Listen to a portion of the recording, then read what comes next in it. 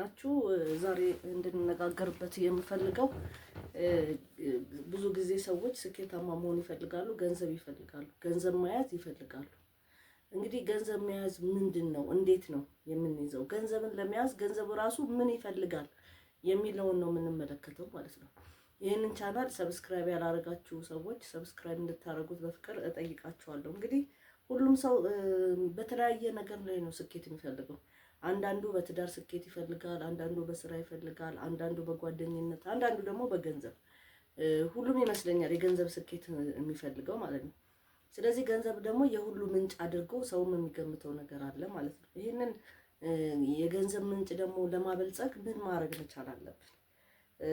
እንግዲህ ብዙ ጊዜ የሚባለው ነገር አለ።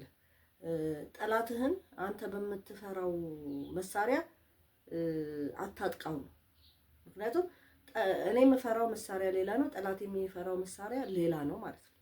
ስለዚህ እኔ በምፈራው መሳሪያ ይዤለት ብሄድ መሳሪያውን እሱ አይፈራውም ማለት ነው። ስለዚህ እሱ በሚፈራው መሳሪያ አጥቃው። ምክንያቱም መሳሪያውን ምንነቱን ስለሚያውቅ። ገንዘብም እንደዚሁ ገንዘብ አያያዙን አንድ ጊዜ አንድ አትሌት ብሏል፣ ገንዘብ አግኘውን ሳይሆን ያዥውን ነው የሚወደው ማለት መያዙ እንጂ ማግኘቱ ትርጉም የለም።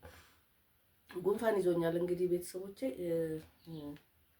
ለዚህ ነው ድምጼ ትንሽ የተዘጋው ማለት ነው። ስለዚህ ገንዘብን ብዙ ብር ብናገኝ መያዝ ካልቻልንና እጃችን ላይ ከሌለ ማግኘታችን ትርጉም የለውም ማለት ነው። ስለዚህ በመጀመሪያ ደረጃ ለምሳሌ በቅጥር ላይ ሰው ስለተቀጠረ ሀብታም ይሆናል ብለን ልናስብ አንችልም። አንዳንድ ጊዜ ሰዎች ያስባሉ እንደተቀጠሩ ገንዘብ የሚያገኙ ወይም ደግሞ ሌላ ሰው ከነሱ እርዳታ የሚፈልግ ሰው እከሌ ስራ ገብቷል ስለዚህ ይርዳኝ ይላል። መቀጠር ብቻ ትርጉም የለውም። እንደተቀጠርን የምናገኘው የተቀጠርንበትን ብር ነው እንጂ ሌላ አናገኝም። ስለዚህ በመጀመሪያ ወደ ቅጥር ስንገባ ወይም ደግሞ የራሳችንንም ስራ ስንሰራ ያለ ስስት ጉልበታችንን ለዛ ስራ ማዋል መቻል አለብን ማለት ነው። ብዙ ጊዜ አይታችሁ እንደሆነ ተቀጣሪዎች ከተሰጣቸው ጆብ ዲስክሪፕሽን ውጪ መስራት አይፈልጉም።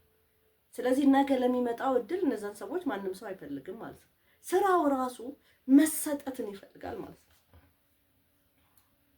ምክንያቱም ዛሬ ላይ ትጋትህን ያየ፣ ዛሬ ላይ ጎበዝ መሆንህን ያየ፣ ዛሬ ላይ ጉልበትህን ሳትሰስት ለዛ ለተቀጠርክበት ስራ ስትሰጥ ያየ፣ ነገ ላይ ስራው ራሱ ዋጋ ይከፍልሃል ማለት ነው። ስለዚህ እጥፍ ገንዘባችንን ገቢያችንን ማስፋት ከፈለግን ከኛ የሚፈለገውን ነገር ያለ መሰሰት ስንሰጥ እንጂ በመሰሰት አይ ይሄኛው የኔ ስራ አይደለም፣ አይ ይሄኛው የኔ ስራ አይደለም ብለን የምንለው ነገር አይደለም ማለት ነው። እንግዲህ እንደዚህ ስትሆን ደግሞ የሚመጣ ነገር አለ ማለት ነው። በጓደኞች ዘንድ አሽቃባጭ ይሉሃል፣ በጓደኞች ዘንድ አስመሳይ ልትባል ትችላለህ። ብዙ ጊዜ እንደዚህ በጣም ስራን እንደራሳቸው አድርገው የሚሰሩ ሰዎች ይህ ስም አላቸው። እነዛ የማይሰሩ ሰዎች ናቸው ማለት ነው የሚጎተጉቱት።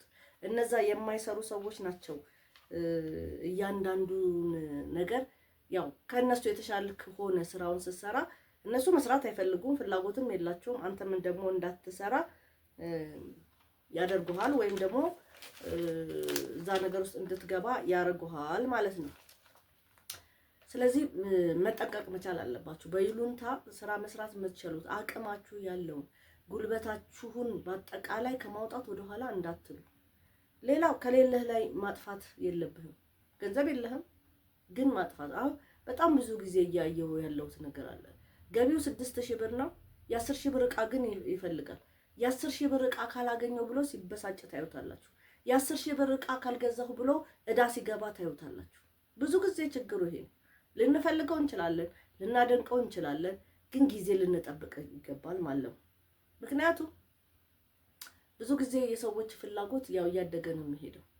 ስለዚህ ያንን ያደገው ፍላጎታችን ላይ ለመድረስ ምን ማድረግ መቻል አለብን? መጣር፣ ገንዘባችንን ገቢያችንን ለማስፋት መሞከር ነው እንጂ ያለብን አሁን ላይ ያለንበት ላይ ተቀምጠን ያን ትልቅ ነገር ካልገዛው ወይም ካላደረኩ ብለን መበሳጨትም ራሳችንንም ለተለያየ ነገር ማጋለጥ የለብን። በአቅሜ እኖራለሁ። 6000 ብር ደሞዜ ከሆነ 6000 ብር ኑሮ እኖራለሁ። ለምሳሌ 6000 ብር ደሞዝተኛ ሆኖ 8000 ብር ቤት የሚከራይ ሰው አለ። ይሄ ልክ አይደለም። ራሱ ለጭንቀት ይጋርዳል። ሌላው ሳይሆን ራሱን ለጭንቀት ይዳርጋል። ሌላው ደግሞ ያለንን በአግባብ መጠቀም መቻል አለብን ማለት ነው። ያለንን በአግባብ መጠቀም መቻል አለብን። ለምሳሌ 50 30 20 የሚባል እንትን አለ፣ ካልኩሌሽን አለ። ለምሳሌ ደሞዛችን 100 ብር ከሆነ 50ውን መልሶ ለምንሰራበት ስራ ማዋል ማለት ነው።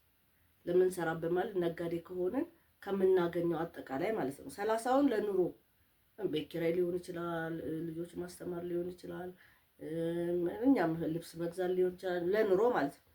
20ውን ደግሞ ሴቪንግ ማድረግ መቻል አለብን። 20% ማስቀመጥ መቻል አለብን። ይሄንን ግድ ነው። በቃ 20 30 20 50 30 20 የሚለውን ካልኩሌሽን መጠቀም መቻል አለብን። በተቻለ መጠን ዛሬ ብንጨምረው ነገም ከነገ ወዲያም እያለን እየተሻሻለ ይሄዳል። ይሄንን መጠቀም መቻል አለብን ማለት ነው። ስለዚህ ቤተሰቦቼ ቀጣዩን ደግሞ በሌላ ቪዲዮ ሰራላችኋለሁ። ላይክ፣ ሼር፣ ሰብስክራይብ እንድታደርጉ ትጋብዛችኋለሁ። ሰላም ክረሙ።